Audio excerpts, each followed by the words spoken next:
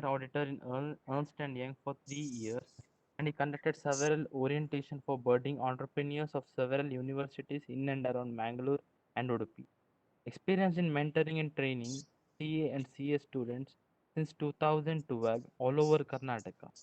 So it's my privilege to welcome today's speaker of this session, CA Sonith Shetty. Welcome you, sir.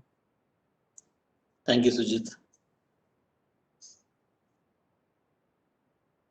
Um, so shall I proceed with the presentation, Sujit? Yes, Sonith. Yeah. Thank you so much for the welcome.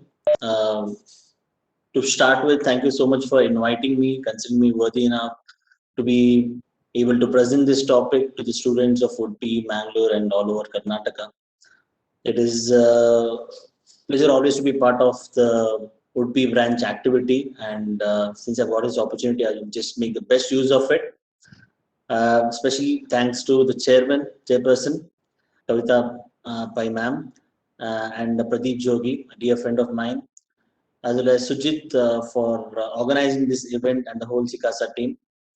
And let us, first of all, when the topic was given to me of professional and workplace ethics, I just found the relevance of it to be huge, especially when ethics came into my mind. The most recent event that I came across, not I personally, I did not come across, but one of my friends just came across in his company, was that two of their employees just got fired. All right, two of their employees are on the verge of getting fired. Let me be more realistic, because of one small mistake that we think is quite small, but from the employee code of ethics point of view, it looks like really huge offense. Okay, so what did those two individuals do was they produced a um, fabricated bill, your phone bill, to the department, the finance department, to claim the expenses. All right, that amount which was involved there was 1,500 rupees, and that itself, we'll start thinking, if it was us, if it was our organization, we would not be happy with that incident, but we wouldn't go to that extent of firing that person. But definitely the trust element what is there on that individual it will drop, and eventually probably we would try to eliminate that person from our organization or from our surroundings. But the fact what happened over here is there was no excuse. All right, there was no excuse over here, and that kind of act has been completely discouraged in such huge companies. All right, so I'm not trying to say it's a scary thing to get to be, what is that, punished for doing something wrong, such a small mistake. But you should understand the relevance of that point. All right, why did they take the decision of sacking the individuals, I mean the process of getting sacked? The reason there is, you cannot trust that person. When you cannot trust a person, can you do any dealings, can you do any business with a person, can you go ahead, even though you want to do it for the sake of money? In future, you're always scared, you're always threatened by their presence in your organization, or with the business, about your business altogether. All right, so this is the reason why professional and workplace ethics becomes so relevant. All right, today I'm not going to talk about professional ethics from the final exam point of view. All right, schedule 1, schedule 2, for service, the people in service, for people in practice. That's not something that I'm going to touch upon. We are going to talk about what after you finish your CA. All right, when you go to CA or any other course, okay, it doesn't matter whichever course. People who finish BCom get directly into corporate world. So when you go there, what is that you have to be more prepared of? All right, you have to be prepared mentally. All right, and if you're prepared mentally, you can perform well, and when the situation comes by, you can face the situation in a better way. So today we are going to work on those areas where you can have a better preparation. All right, so our topic is professional ethics and workplace ethics. Just trying to, yes. So if I just talk about the relevance of professional ethics, how professional ethics is different from the workplace ethics is, professional ethics talks about what work you're doing. All right. What are you an expert of? So assume that you're talking about chartered accountant. A chartered accountant is expert in many areas. One among them is accountancy, another is the taxation part. So you're basically a skilled person when you clear your CA with the amount of articleship knowledge what you have. You're already competent. All right. Your competence level is not questioned. The only thing is, how are you going to present yourself? Thankfully, I've got the opportunity to compare my experience, and I can tell you how I have seen people, how I've observed. In my we things that I've learned in articleship, guys. All right, there's so many things that more than work I've learned is we have to have a good head on your shoulders. Okay, and once people clear their CA exams, they have a little bit of what do you say? I had a little bit of overconfidence where I thought that okay, people are going to accept me, whatever it is, because I am a chartered accountant now. There are very few chartered accountants in the country. So me being one of them, I am going to get a special privilege. Definitely, people around you are going to appreciate you. People what in the office are also going to be quite appreciative about your success. But it will stop there. When you go to the corporate world, you see that there are a lot of people who are have come to Bangalore or Hyderabad or Delhi. So, how are you going to gel with them? How are you going to make yourself acceptable at a workplace? That is a separate discussion. But how are you going to present your knowledge? That is professional ethics. All right. Along with that, what are the rules and regulations? If you have some power with you, always there is going to be responsibility that you're going to have. Right now, chartered accountant's role or any other professional's role is not just merely signing some documents, but you're signing on behalf of the shareholders. For the shareholders, you're doing a big work. You're representing a huge number of people. Sometimes you're representing the public. So when you're representing a public, there should be some norms that you have to follow. Okay, few of the norms are in the first slide. I can talk about the first one, fundamental principles. That is something that we have been told even in the small when in a high school and everything. Objectivity, integrity, and confidentiality. All right. In our confidentiality, we're definitely going to talk in detail. Objectivity and integrity. When I spoke about trust, integrity is something that is very closely related to trust. Okay, we can talk from both point of view. We can talk from practice point of view. We can talk from the corporate sector point of view. If you're working somewhere, when your seniors know that you can be trusted, okay, it's not about trying to please them. It's about you being yourself and you getting trust. What's that? The confidence of your seniors. If you're able to do that, then your job is going to be your job is half done there. Trust factor can work really well in corporate sectors. Just imagine how will it work in the practice sector. Once a client trusts you, you would know how much belief they transfer into you. They will say yes to whatever you say. They are very conscious about what you say. So that building process, trust building process, even if it takes some time, that should be the priority. All right. So integrity works really well there. Objectivity is basically you should know what is your scope of work, what is your area of what is that focus. If you are clear about that, then you will definitely being very what is that out of focus, trying to look into 100 directions at the same time and trying to do a lot of things at the same time, that might create a lot of problem for you.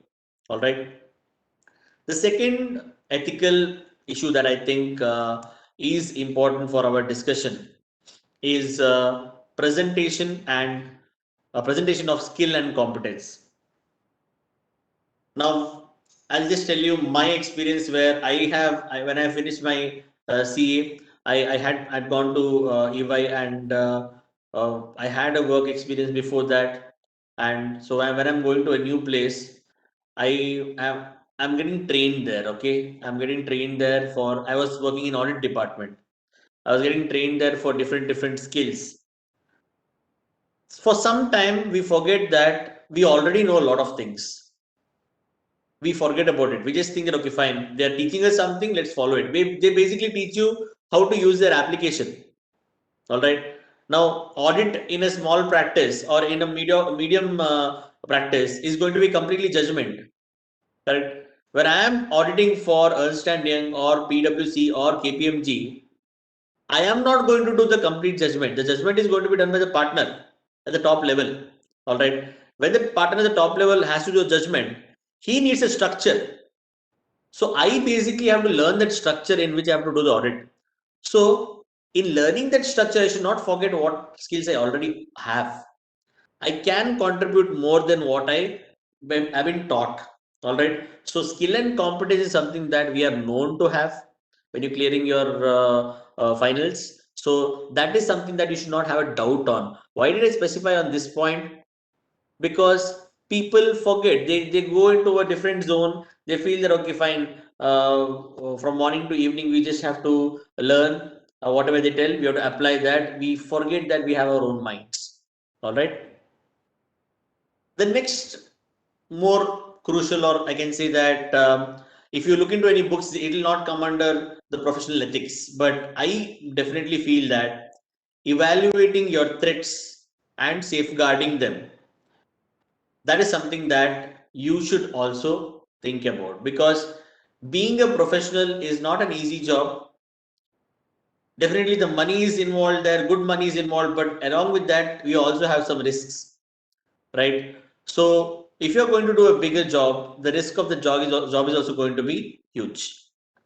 The threats what you're going to have generally is, first to start with, self-interest threat. Okay, self-interest threat is the greed that we all have. All right, when you're doing a job, when you have been given a greed of getting something extra for doing a wrong work, that greed might provoke you to do something wrong. All right. So that is something that is always been a problem in a lot of professionals' life. I'll not focus on any one profession. It's been there in all the professions. All right. So self-interest, that is something that is all depending upon what is the greed level and how are you going to balance that. Okay. So it's very important you know about these threats when you're only going to engage yourself with any client. See what is the self-interest you're going to have, and are you going to do justice for your work. Doing justice for your work is one important thing which is based on ethical values, but the result might be wrong for you if you don't follow the ethical values. It might end up being a huge loss for you in the long run. Always it's better to look into the long run than looking for a short term success. Next threat there I mentioned is advocacy. Okay. Now advocacy is basically, let's assume that we have a very good close friend. Okay, a close friend who has been like there with you in thick and thin, everything. Okay, and that friend has been really helpful, and now a friend is taking, that same friend is taking a very, what is that, harsh decision in his life which you think is not right, but because he's your friend, okay, you keep on thinking from the direction that he is thinking, and you end up believing what he is thinking. That is advocacy. You advocate him for what wrong he is doing. All right. So when you are a person whose point is whose words are important, in that situation, if you get succumbed by the advocacy threat, you're not only creating a grave mistake of not following your ethics, but more than that, you're pushing your friend into a wrong direction. Okay, and which is eventually going to give him the actual result, that is, it was the wrong step that was taken by your friend. So advocacy is based on that. All right. Self review threat. Now if you know something, now audit, we can focus on audit over here, because self review threat is basically you do some accounts and you are only reviewing that account that doesn't make sense, right? So self review threat is you already know the situation, you cannot review it in a very fair way. If you have done the work yourself, will you review it in a critical way, or will you say whatever you have done is right? You'll always say whatever you have done is right. It could be anybody, because that's what the fact is. you would always say your work is perfect, okay, unless you have a third party who is going to look into your work. Next one is familiarity threat. All right, familiarity threat is same thing when you're.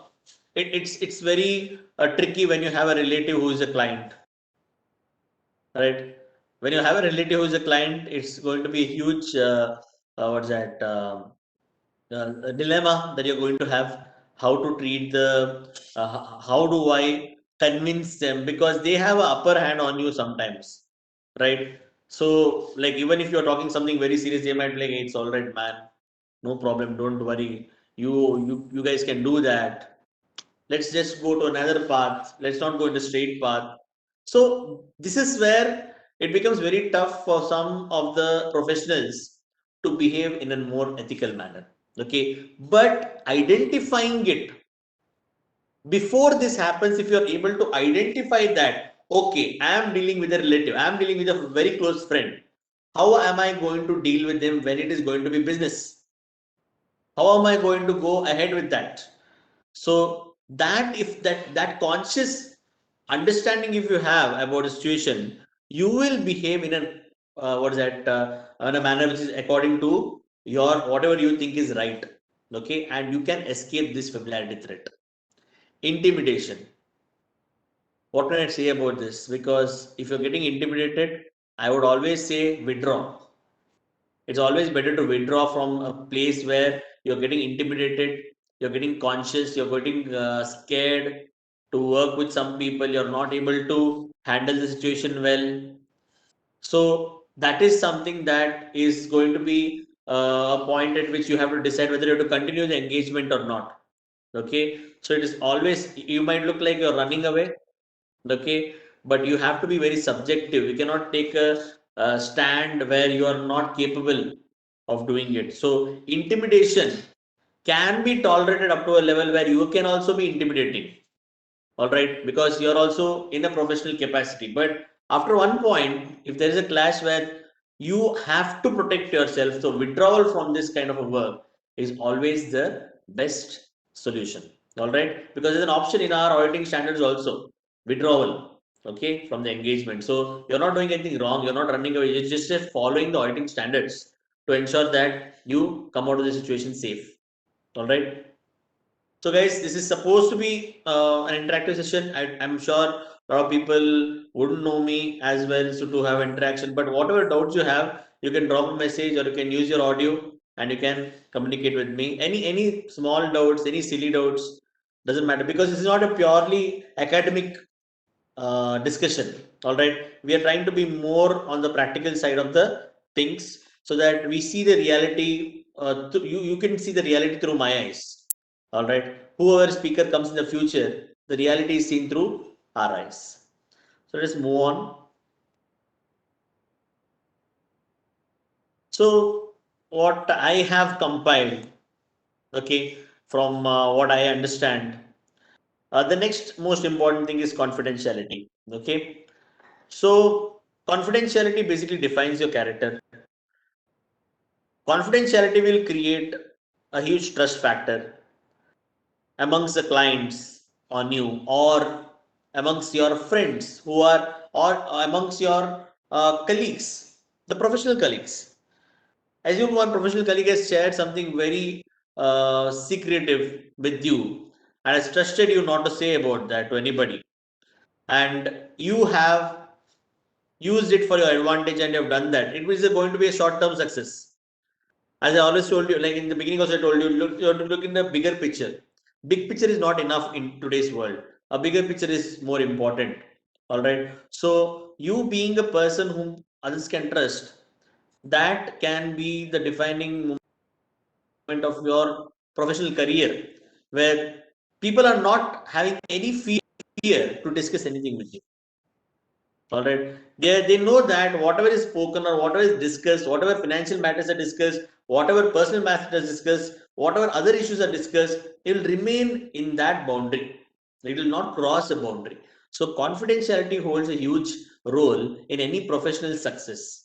It could be a person who is a doctor, it could be a person who is an accountant, a teacher, a teacher can be a huge trust. You can do a huge deal with confidentiality, because a lot of students come and talk to them about their issues. They talk about small issues of theirs. If you're able to solve that issue without making a huge deal out of that, just imagine the amount of contribution that you can give to that person, right? So that's always something that I believe in, and I think a lot of professionals in and around would be also have this kind of a mentality. Is very important. Next one, professional behavior prepares you for a bigger opportunity. So professional behavior just sees that it just gives the motivation for others to work with you more. Okay, confidentially kept aside, definitely good. Professional behavior. What is a professional behavior? How can you define a professional behavior? Okay, it is again subjective, which place you are, okay, where you are right now, and whom you're dealing with. Whatever it is, it can change a little bit when it comes to different people. But on the as a base, if I want to talk about professional behavior from the baseline, it just means that uh, you're doing your job at the best way possible without creating any fuss, without making any issue, making it in the most, like, working in the most simple way, and communicating the same work in the most simple way, and not complicating it. Okay, so that is the professional behavior that is expected. Now you might be thinking professional behavior means you have to dress in a suit when you go and have a meeting. That this, yes, attire is very important. Attire is very important, but more than attire, you have to know how to behave with the people who are elder to you, people who are younger to you. I have seen a lot of people doing a mistake. When you are talking to a person who is elder to you, see, at home we have been brought up in such a way that we have to, like, follow the feet of elders, which is not wrong, okay, which is right in its own way.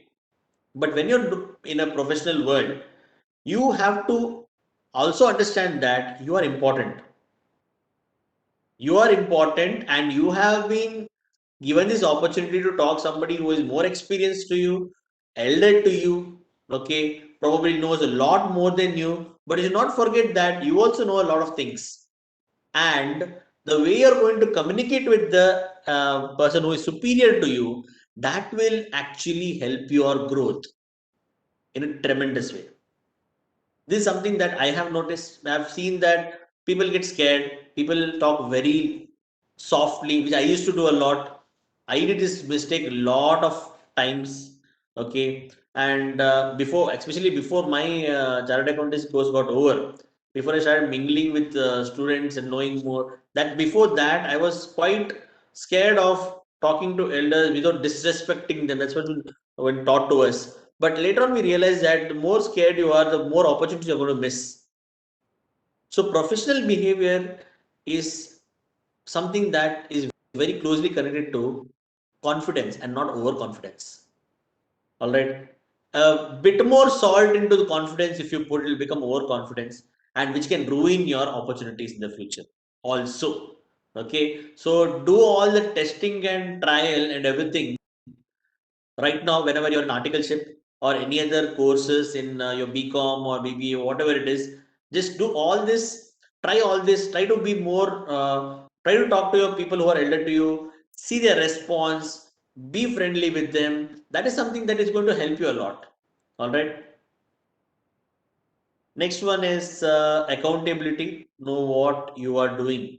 Okay, one fine day, let's assume that you are doing work with regard to some client. They assume that even today, like articleship, when you're doing, when you are having given a work, you are supposed to know from the beginning and end what's happening. Even though small work is given to you, you should know what has happened, what has not happened, what you are supposed to do. Similarly, when a professional does the work, same responsibility. All right.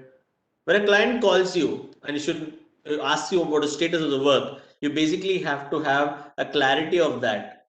And when your account and clarity of that is one thing, and being accountable to whatever you did. If you're trying to escape things, Okay, that is another quality of the person who cannot be trusted. Okay, when you turn around things and try to lie, try to give a different version of things, this, that, you're complicating the whole situation. You did a mistake, you have to have the basic, what is that, courtesy to say that yes, I did a mistake. How can we correct this? If you postpone that mistake for a longer period of time, that mistake is going to be a huge mistake. All right, from a small mistake, it's going to be a huge mistake, and that to come out from that huge mistake, it's going to take a long time.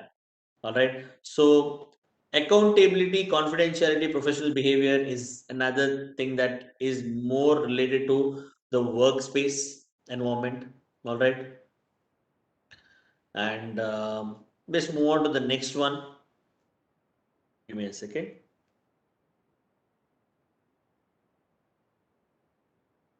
Yes. Let's move on to the next one, that is honest. Very similar to the first point we discussed, there's no fear of a backlash. That's my tagline for honesty. Because when you are straightforward, when you know what you're saying, when you have not done any mistake, or if you've done a mistake, you've been quite open about that, that's honesty. All right. Respect every job. So, what was happening was, I can just narrate you a small incident. I had been to a mentorship program for one of the engineering colleges where I had to present a, what's that, just help them know how a business can be done. All right, because they're from a non, what's that, commerce background. So I was just giving them some ideas, a lot of doubts pouring in. All right, and I had one of the what's the lecturers there interrupt me when I'm having the session. One of my lecturers interrupted me, like just came inside. All right, came inside the hall and just had to tell me something. So he came inside the hall rushing, and he just told me something. The whole session was in a disruptive mode where people were not concentrating on what I was saying. That people tried to know what was the thing that the lecturer told me, and he was so, what's that, hysterical when he told that.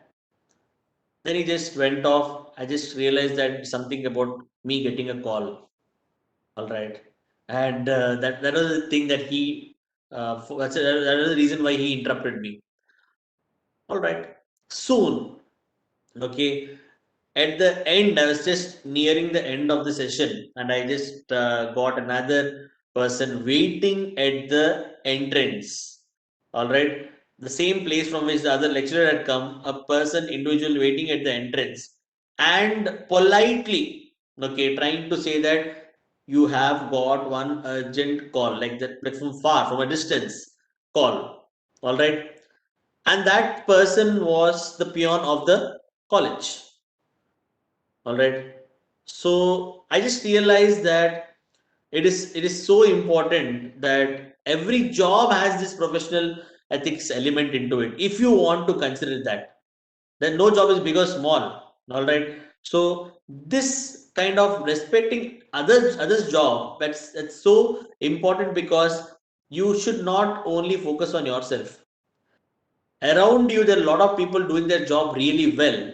We have to be able to identify them, not with any motive of you getting something in return, but identifying them will give you one satisfaction that you are also probably doing that and you also deserve that identification.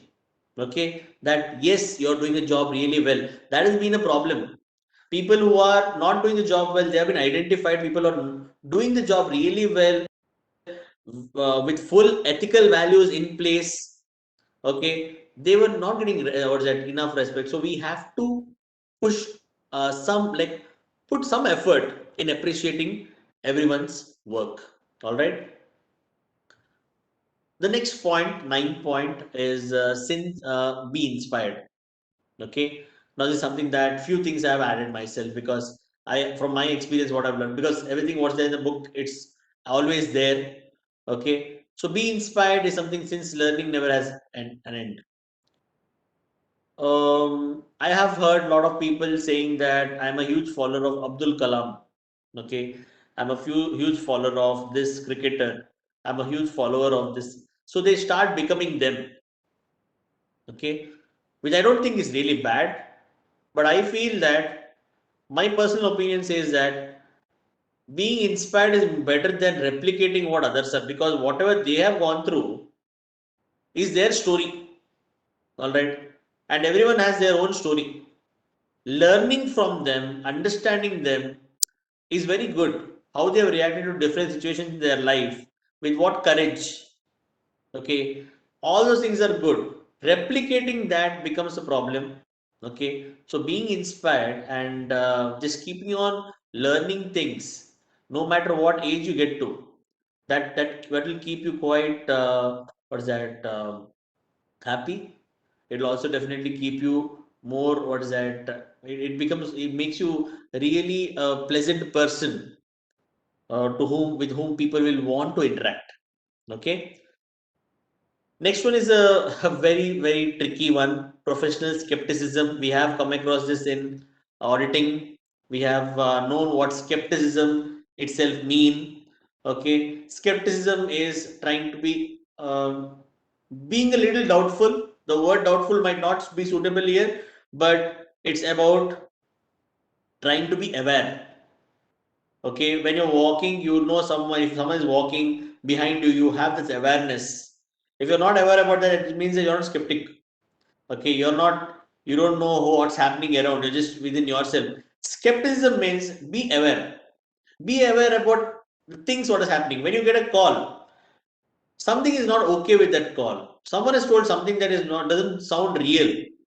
That is skepticism. But presenting your skepticism to them, showing that you are a skeptic person, or you're a person who believes in professional skepticism, presenting that to others is not something which is cool. It doesn't look good, right? It look like a person who doesn't have any trust on anybody, but that's not the fact. But if you say that I am a professional, I'm very professionally skeptic, the word skeptic can mean a lot of things for other people because their perception is different. But skepticism means being aware. Why is this term so often used in audit? Is because you have to know what are the intentions of the management when they're preparing a balance sheet or financial statements, in other words. So that is about the work, but when you go out, when you're in the workplace, this will also help you being aware about what others are doing, what you should do. Okay, so these are few of the most important points which I felt was crucial for us to understand the professional ethics in practical world. When you're practicing that, when you're applying that, it becomes really useful. Okay, if you guys have any doubts regarding this until now, any discussion that you would like to do with regard to this, I'm definitely open for that.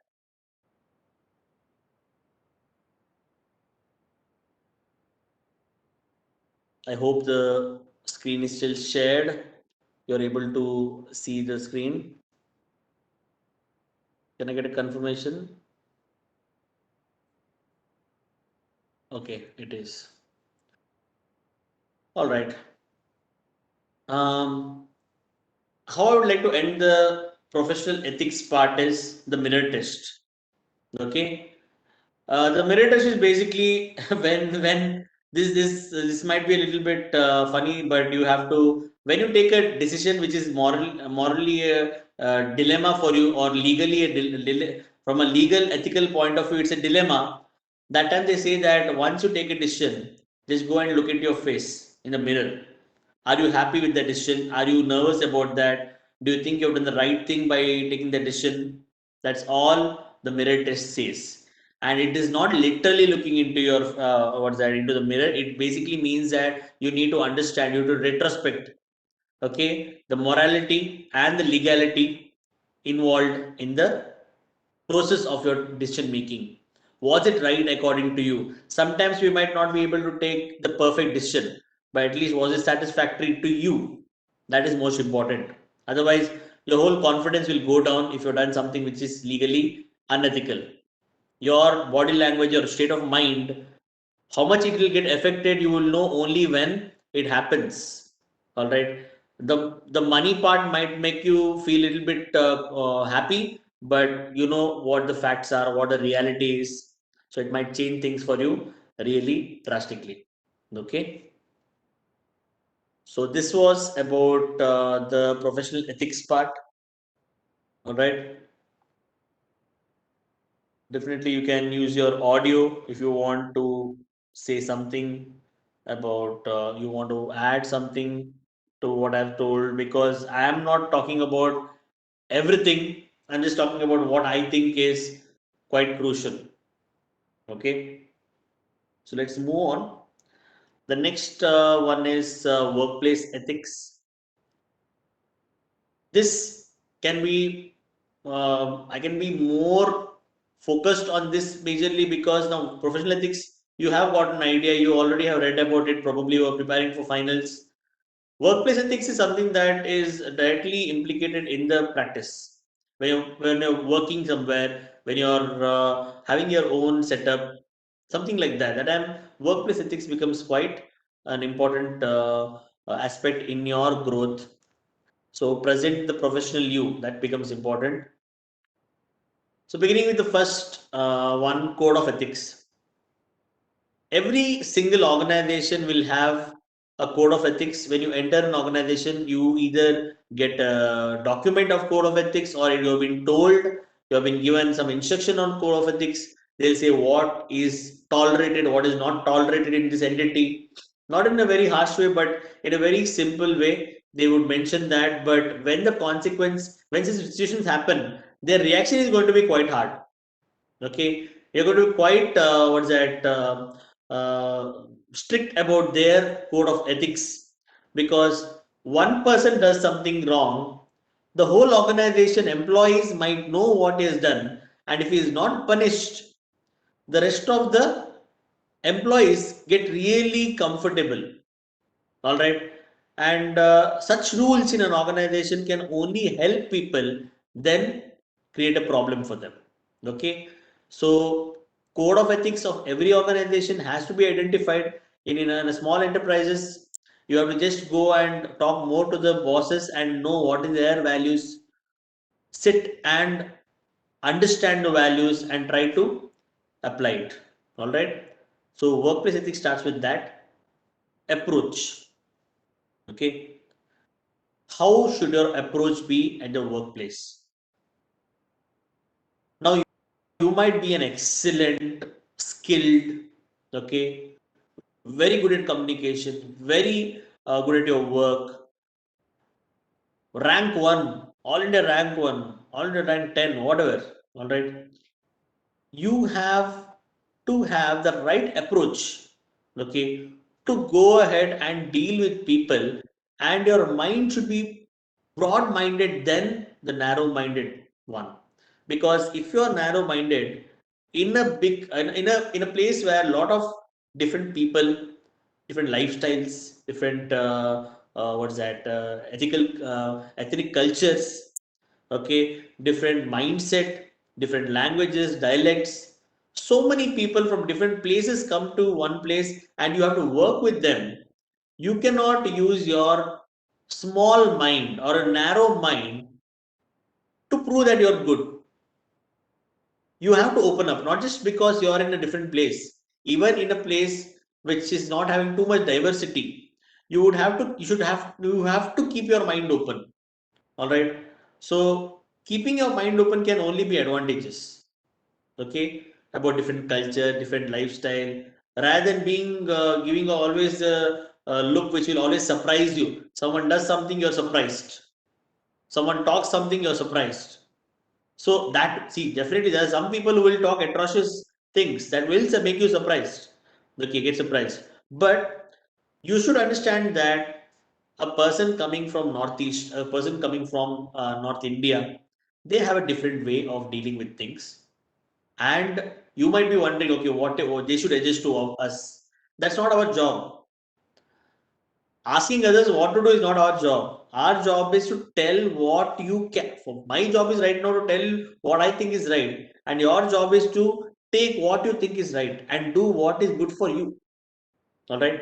So broad-minded approach will definitely help you in a great deal. Okay. Next one, attire. Okay. Talking about attire, it's about the dressing sense. Okay. On what occasion, what you want, what you're going to wear, on what occasion, what is going to be the best dress for you to wear. And this is something that you cannot escape, especially when you're doing your work at a workplace. You have to follow a certain norm. All right. Guys do not have a lot of options. Okay, we all know guys have just two options, two or three max. And even in that, people mess it up. Guys mess it up. Correct? People like us only. Nobody, no one who is like inferior, superior to me. People like us mess it up because we complicate things. We try to do something extra. I have a friend who is working in the corporate who has a very simple dressing sense. No, what is that? Branded clothes, nothing. All right, very simple clothes. Sometimes he'll get places. What is that? His clothes from places where you feel ashamed to go, but it doesn't matter to him. He'll go there. He'll get his clothes. He dresses really well. All right, but when we compare our cost of dressing and his cost of dressing, it's basically we are three times more than what he has spent. But the fact there is, there's no complication there. Formal dress, formal. Especially people who are working in reporting sections, in client facing, who are client facing. That is very important because your business runs through how well the employees behave with the clients. So that's the reason why you have to give priority. You have to understand the requirement of wearing formal wear at the right occasion. All right. And we had this special rule of having for what's that formal wear until what's that from Monday to Thursday, and Friday was a day where you can wear business casuals. Casuals also known casuals because I don't know what is the psychology behind that. Okay, but still business casuals means you have to wear a collared t-shirt. You cannot wear what is that just a V-neck or just a t-shirt. So some people like us tried to innovate a little bit and put something else. We got this Chinese collar. It's half collar, and if it's not a collar also. So I just wanted to see how will they react. They did not react badly, so it was fine. So just telling you, attire becomes quite important from the girls' point of view. If I want to talk, it is crucial. All right, it's quite crucial in the corporate sector for women and men to dress really properly. Women have to also consider that as one way in which people will take the work really well. Okay, it definitely depends. It definitely has an effect. Okay, how you present yourself, that becomes very, very important. Okay, so you have to understand that when it is work, it has to be only work. I'm talking from a general sense. You have to be quite, what is that? Not so serious. Serious can be a really, what is that? Serious word. Okay. I can say you can be professional enough. You have to be professional enough to ensure that people take your work seriously. That is very important. Whatever you're doing, people should take your work seriously. Up to that much, your personality should grow. All right. Next one is language or accent. Okay, talking about language or accent, how much should we worry about it? That's a question. The least that you have to worry about, language or accent. Let the language be in its place, let the accent be in its place. If you want to change it, it is up to you. I have seen a lot of people from North India come and talk things like we don't understand, but still they are doing well because they are confident. That's the base for everything. Whatever they're saying, they're confident about that. Definitely the grammatical thing, all these things will matter. But if you are confident in what is that, in whatever accent you are, people are going to what is that, accept you. We have an inferior complex about our language, about the way in which we talk. It's all about our own doings. because there are a lot of people amongst us who want to go for a fake accent, which again is a problem. It's better you go for an original accent, then you have a fake accent. People, people from Italy, people from France, people from Germany, how well do they talk in English? Nobody cares about that because they are not conscious about their language.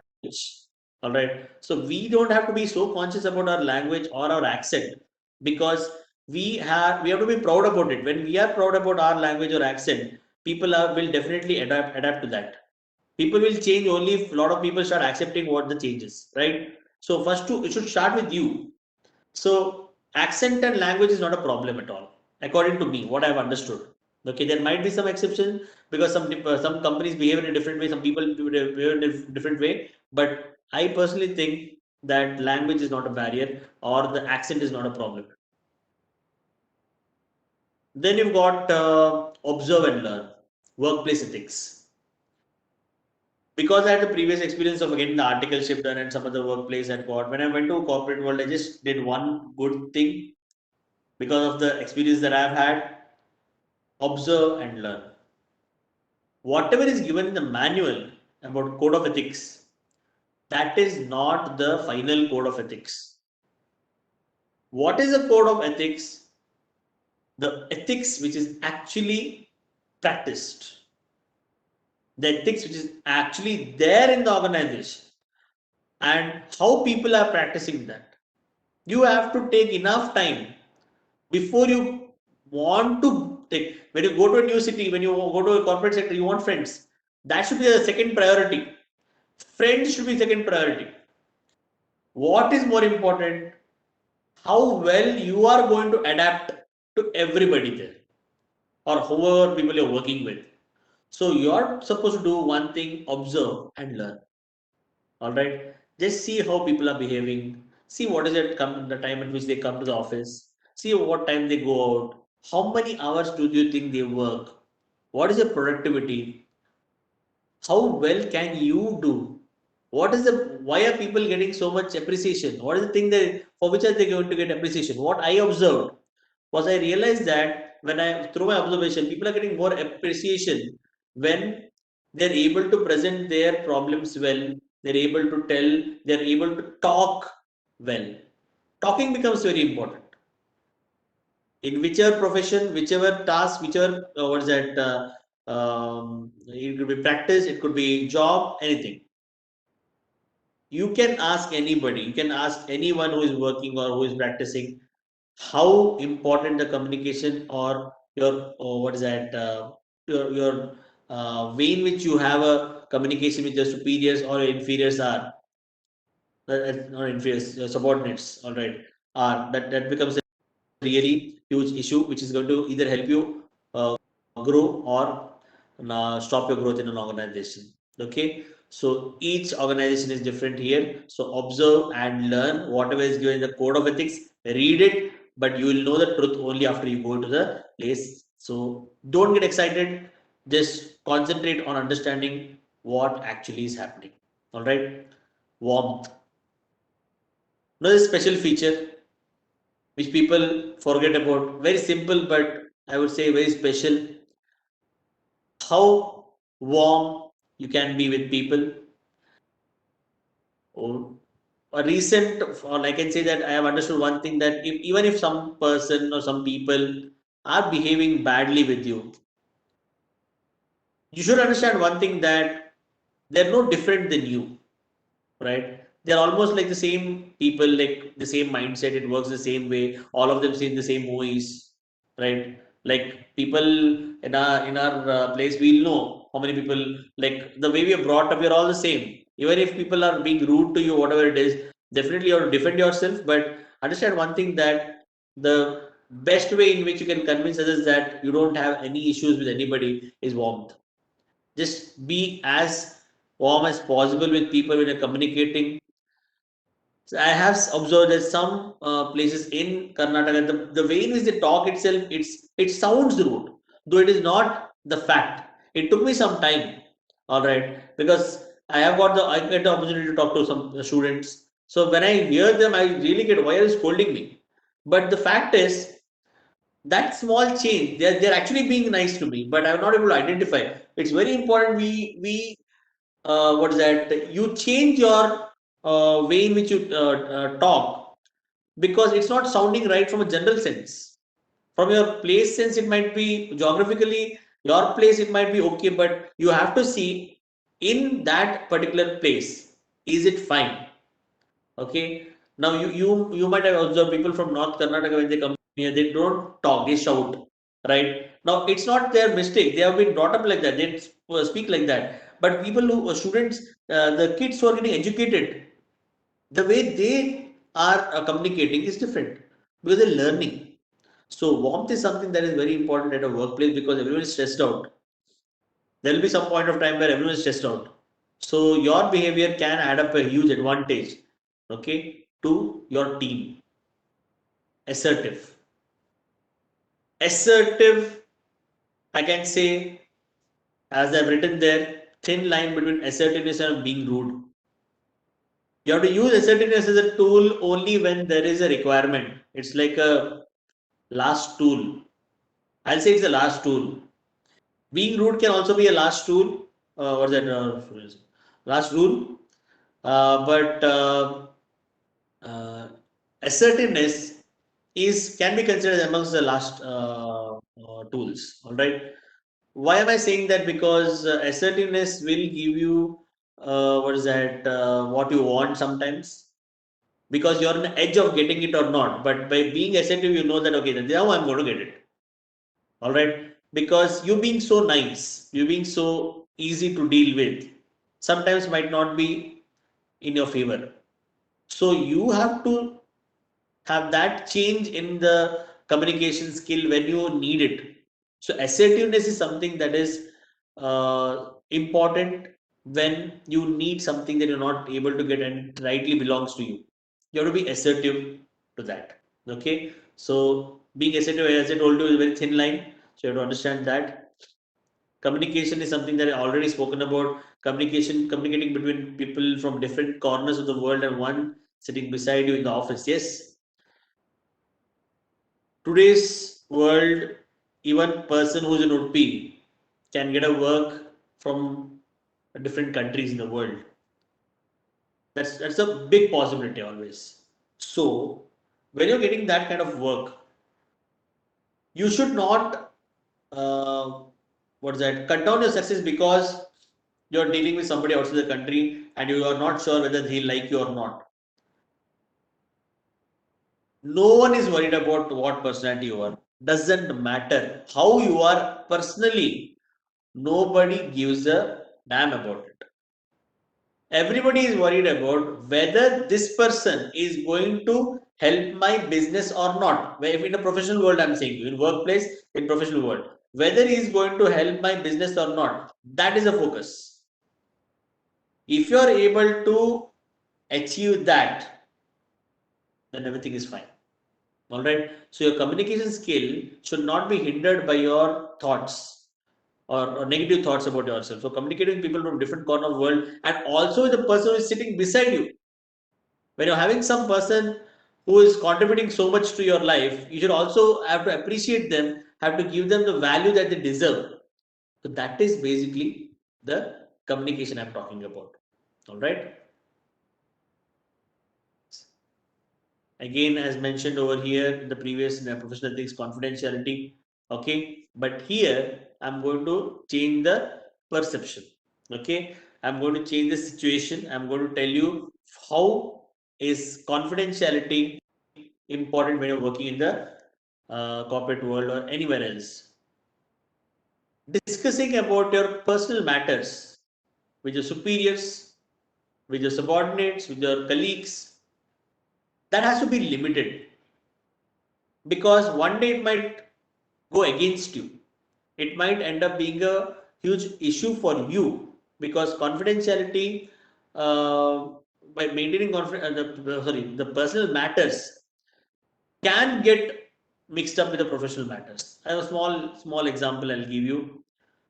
There was, like, she's even working today in the same company, but yeah, she was my junior and we were having a really good relationship. We were working day in day out. We got the best result for our project.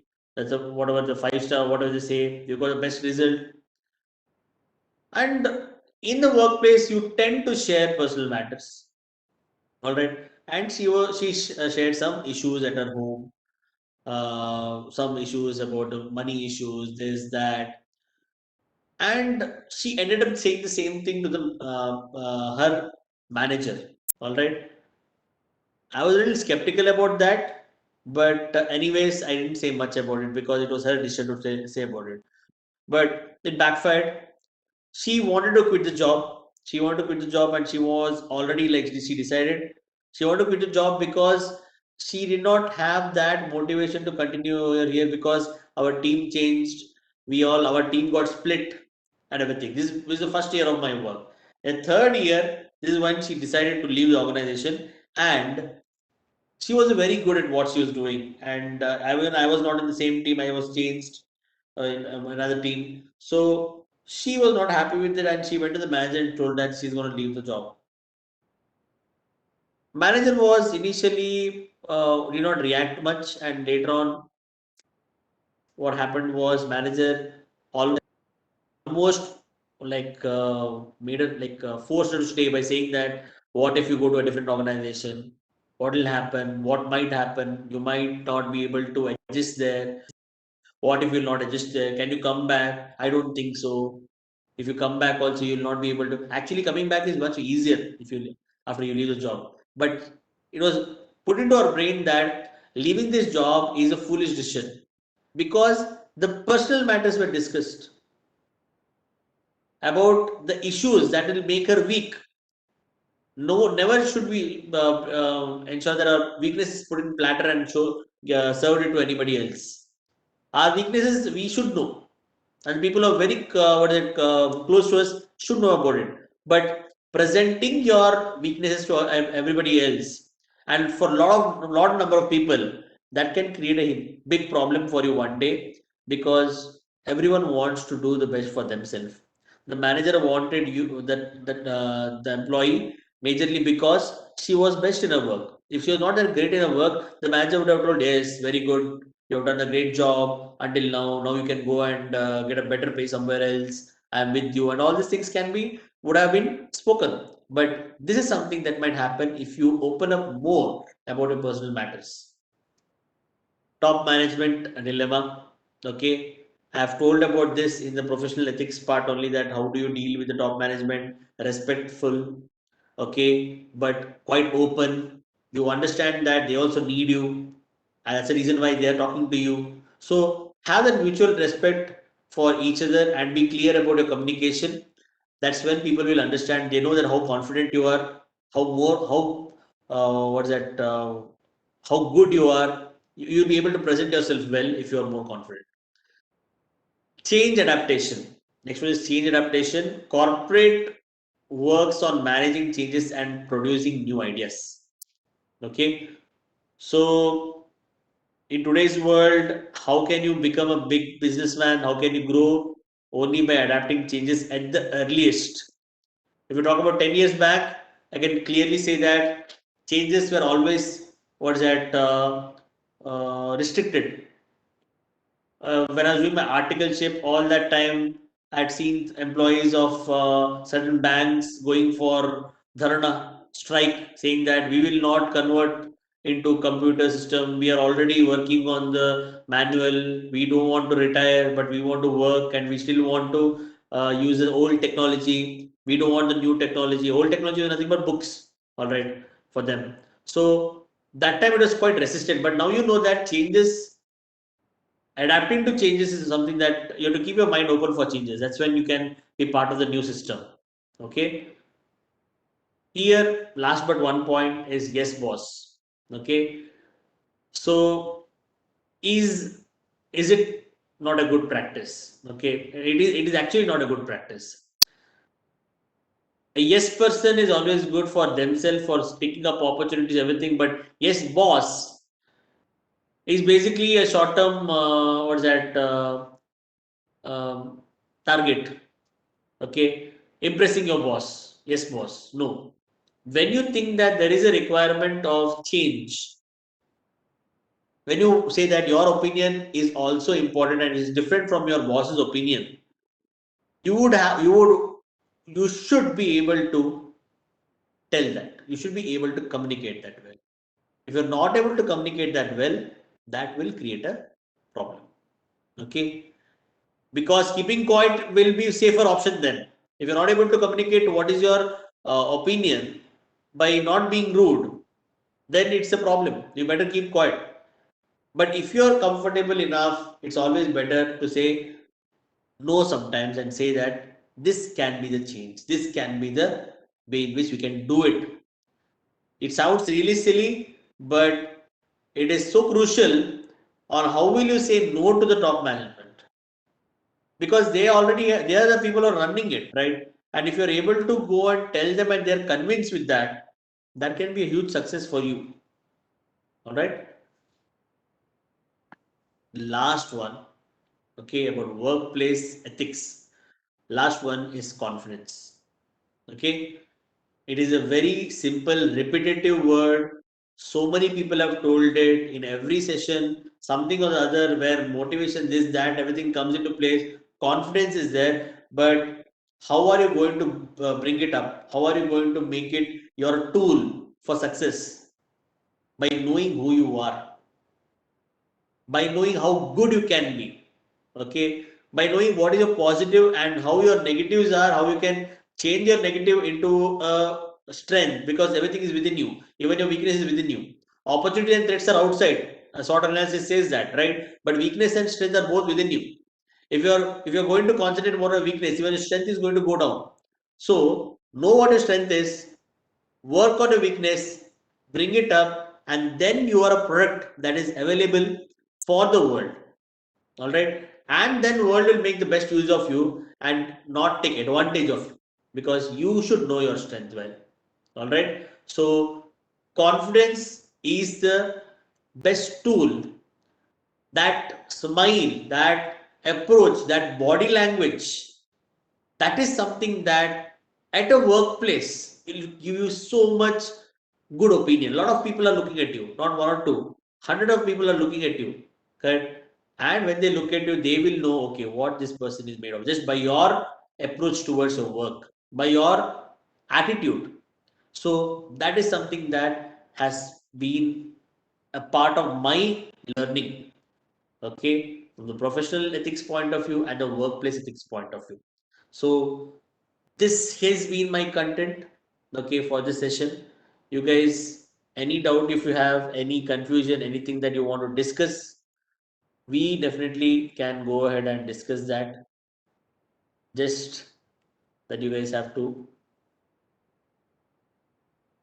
be open about that. That's it.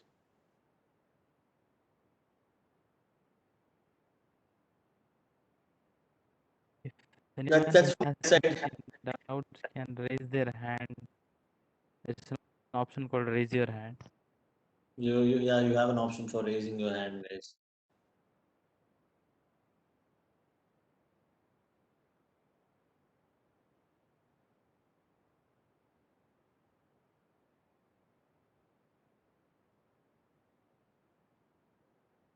Yes, Sujit, I don't think anyone has any doubts. I have been exceptional in clearing all the doubts before being asked. Sir, I have a question for you. Yes, Sujit. One doubt for you. I have one doubt for you. Like when I spoke with one of my friend who is in corporate world, he said like usually after something, after you complete your work or something, you will have some success parties or something. There, it is like people force you or tell you to have some drinks or alcohol. If you don't have it, terms to be like Sujit, you can are you be being a rude little or louder? not being adjusted to them, and it's quite Your audio is dangerous not not having clear. alcohol or something. So do you Your think Sujit, audio it is is not okay? clear. a little bit Can you louder. please? Now you can hear me, sir. Yeah. Yeah, now it's much more clear. Is this Sujit talking? Yes, sir. Yeah, please go ahead, Sujit.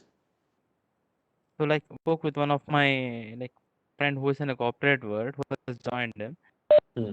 He just said like in corporate world, what is like after some events or some good after you work, there will be success parties happening in the organizations. So Hmm. usually people have their like alcohol parties. Yeah, so that thing. So if you don't have alcohol or something, they term to you to be quite informed. You're being very old, the guy. You're not adjusted to this modern world. So that experience. So, but it is left to his personal interest. No? So, what do you feel like you had been in the corporate world too? So, maybe what is your experience regarding that? See, it changes from team to team. Very, very true. This perception, what your friend has told, is original perception. All right, it happens everywhere. That okay, you might not be part of that party. You might be not be the live wire of the party. So people might not consider you as cool as they want people to be. But it's again one small part of the story. Okay, it is not everything, because those things also get messed up. People, I've seen incidents where people who are the life of the party do some grave mistakes in parties. Who do some mistakes, if they are not in their senses, they end up embarrassing themselves. Don't you think not embarrassing yourself and being in the corner and being called uncool for only that situation is completely fine? Right? So I don't think, see, this is there. I will not say it is not there. It is definitely there, but you have to take a stand. You should know what is right for you, because as I told you in the discussion also, what you think is right becomes more important than what people says. Definitely they'll put you aside for some time. If you give up there, then it is your loss. Okay, if you give up and start drinking even if you are not used to it, that means that you lost the war in the beginning only. You stick to your point, be nice to them still, don't react badly, it'll work out. I hope I was clear with this, Sujit. Any more doubts you have there? Okay, we have So, a doubt. Is that clear, Sujit? yes, sir. Yeah. We have a doubt from another person. Okay, Jamuna. So sometimes it is convenient to ask the fees to friends or relatives. What is the best way to approach this? uh, and to surprise, a few clients even say that they will be paying the half fee now and half after the refund happens. So how do I approach this problem? That's why I told you it's very tricky to deal with relatives. I'm sure other chartered accountants will also say that when you're dealing with your relatives, always be professional. And I know it's very hard to be professional with them, but what I do is, okay, I route all their work through another person in my office. I don't do everything directly myself. I route it through somebody else and I get the work done from them, like through them, my work, and I get the fees by them approaching my relatives. If I am not comfortable, my staff is there. My staff will call them and I'll say that this is the time when we collect the fees and your fees is this much. And if they are still, what is that, calling me and saying that, hey, Sonith, your staff has called me about the fees, I have to be at least assertive there. If I lose out on that, then I am going to not recover even 1 rupee from my relatives. That's my approach. I don't know. I think Jogi also can add into it if he knows a better trick. I always go with the standard fees set for the firm actually. Maybe if the relative is so close to me, maybe some part of discount may give. Otherwise, it will be a standard fees. Maybe we have standard fees for this work this much, and depending upon the time of work that we'll take to complete the work. So that is what we do actually. There is no like relatives or other people. Everyone is equal to us. They are clients. Yes, and we would always use the word profession is different, Personal is different. Yes. We use that word to get our fees. Jamuna, I hope this was satisfying enough. Because people who come to us, one way or other way, they will be relative to us. Because they will only in the beginning of the practice, when we start the practice, those people who know us, they will approach us, and after that there will be mouth to mouth advertisement, and people will come to us. So if we say that we will not collect any fees from the relatives, then it will be a blind. Charity work. Yeah, we cannot survive. Yes, that is true. I hope Jamuna has got her answer. Yes, she's reacted. Anybody else would like to ask any doubts? We would be There is one happy more to. question. How do we disagree with something or someone without hurting the colleagues? Where is okay? It's in chat. Okay. How do we? Okay. How do we disagree? Sometimes it's convenient to okay, fine, ask fees, fine. How do we disagree with something or someone without hurting the colleagues? See, here, what I told you in the beginning, maintaining a professional behavior at the workspace, that will be very easy. Once you have a professional behavior at the workplace, you can easily tell your colleague that, okay, this has to be done. I'll just give a small example which might help you understand the situation. I had a friend who, even he's a friend even today, he was in the same team. He joined later, and I was running one project. And in that project, he came in the same capacity as I was. He was equivalent to me, but I was more experienced in that client. All right. So when that friend of mine, who was a colleague also, was not doing his work properly, he was leaving everything on me. And later on, the credit is shared by everybody else, right? So when that happened, I had to confront him. I forgot that he is a friend, because what is more important, if a friend does not respect your professional boundaries, I think it is better you rethink about the friendship, because they are trying to take advantage of you being their friends. So that friendship thing should be kept secondary when it work comes to workplace. I'm not saying that disregard him, or push him down. No, just be professional and tell him. I was assertive enough to tell him that if you don't do the work, I will complain to the manager. I don't have any other option. That's how I approach the situations. Yeah.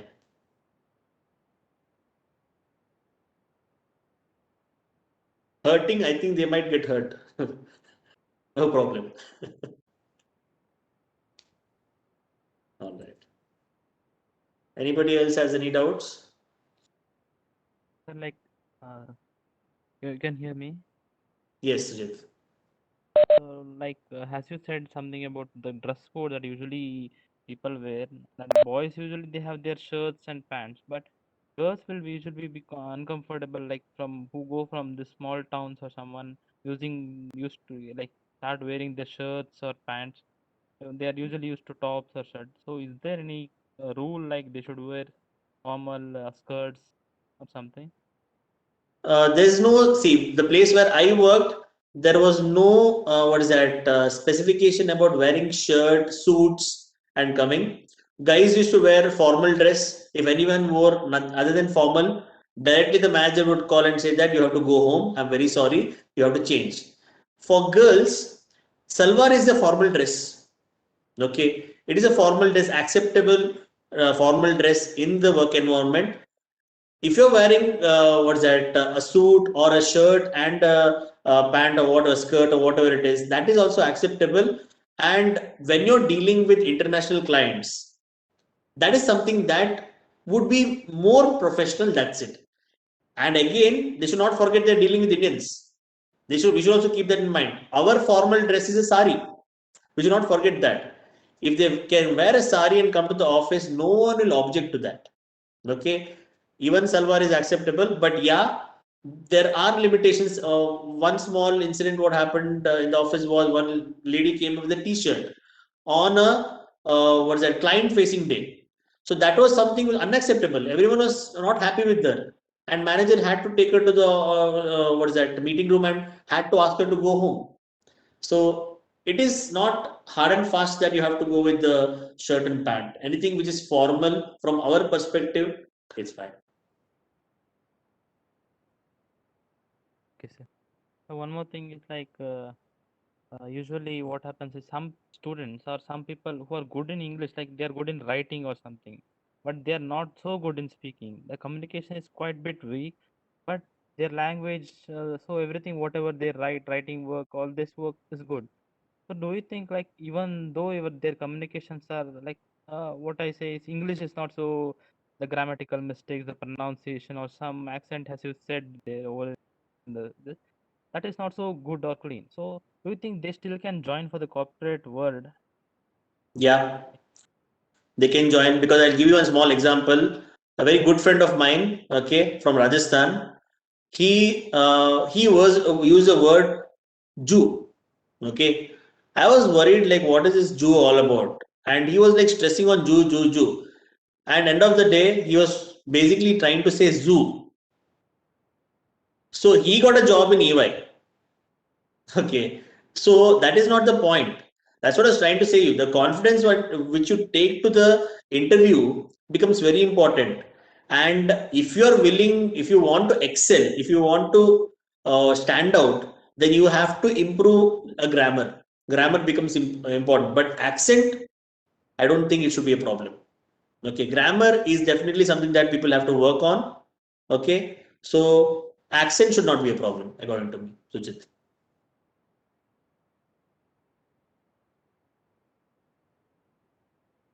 One more thing, if you have faced with interviews, how will be the like interviews very strict or something? It depends, man. I'll tell you one thing. If you go with a smile for an interview, you will get a smile back. I'll tell you that much. Okay. If you go fully tensed, the person who is taking your interview will try to see, how tensed are you? Let me check. Let me show some superiority on him. Because when you entered only, you're not smiling. You're already nervous. So that will definitely make a lot of what that it'll demotivate the interviewee only, thinking that this guy is already nervous. Okay, fine. Let me have some fun. Correct. So your approach becomes more important. Yes, sir. Thank you so much. Okay. Anybody else has any doubts?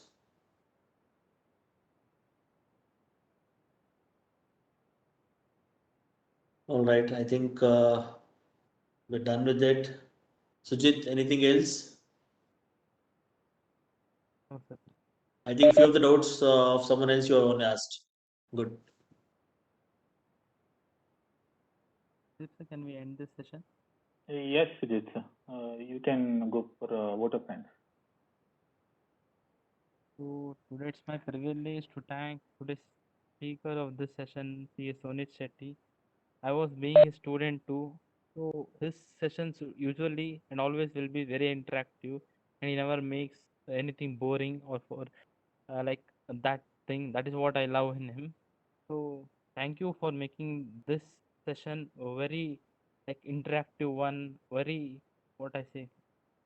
Uh, like expressive for students, and this is what actually in the practical world works for us, because as a student when we go into a corporate, not even a corporate world, when we start into a business professional world, so everything matters to us, this all to us, sir.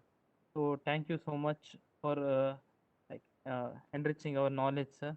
I would like to thank the branch chairperson CA Kavita M by ma'am for attending, and branch secretary CA Pradeep Jogi for arranging all those things, and all my committee members and students for attending this session. Thank you, everyone. Thank you, guys. Thank you so much, Sonith. Thank you. Thank See you. you. Bye bye again. Thank you. Thank you, ma'am. Hello. This I want to doubt. Yes. How one person has to decide whether to practice or to go to job? How to decide? I will tell you my decision, ma'am. My decision was very quick.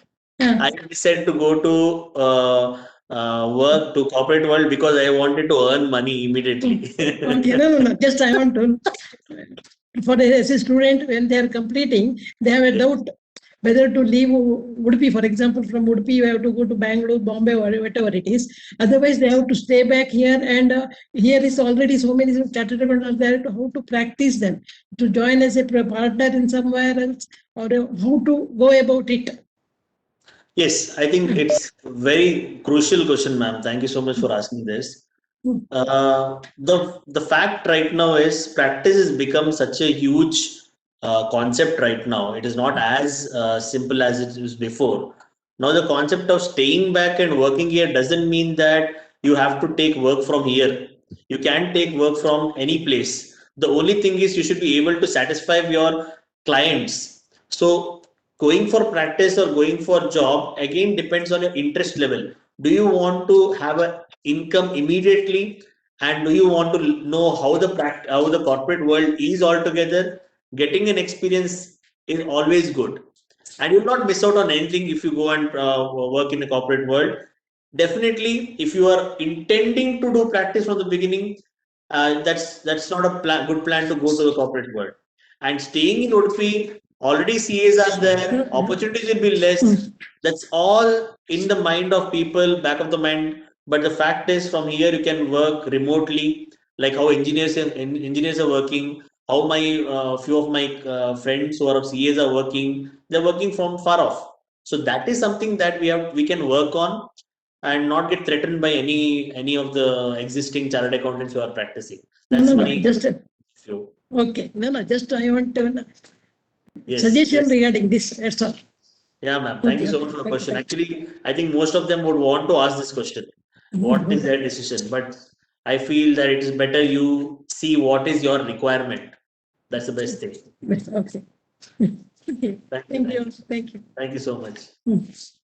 Thank you, sir. Yes, thank you. Thank Thank you. you. See you. Bye bye. Bye-bye.